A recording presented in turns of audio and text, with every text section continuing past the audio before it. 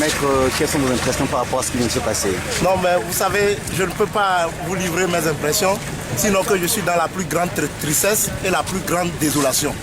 Mais je répète, et j'insiste dans ce pays, je persiste et je signe que s'il arrivait quelque chose au peuple togolais un jour, le pouvoir judiciaire ou la justice togolaise est au centre.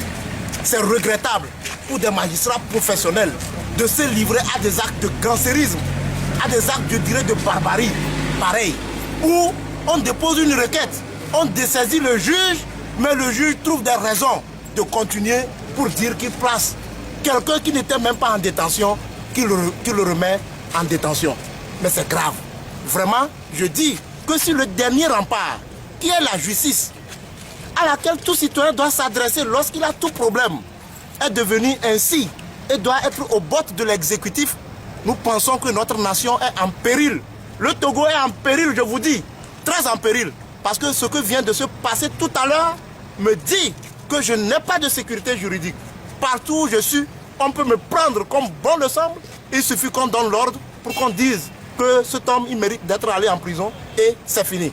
Parce que je vous dis que ce qui vient d'être passé, c'est de la forfaiture, c'est du gangstérisme. On n'a jamais vu ça dans un pays. Et un pays qui se réclame de l'état de droit, quelles que soient les raisons, la procédure judiciaire, la procédure pénale doit être respectée.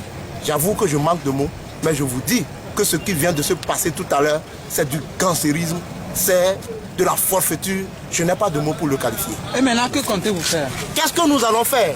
La profession de l'avocat est complètement dévalorisée au Togo. Je vous dis que la profession d'avocat est complètement dévalorisée au Togo. Les magistrats sont tout puissants. Ils agissent même en dehors des tests, dans l'illégalité. Et quel que soit ce que les avocats disent, ils continuent.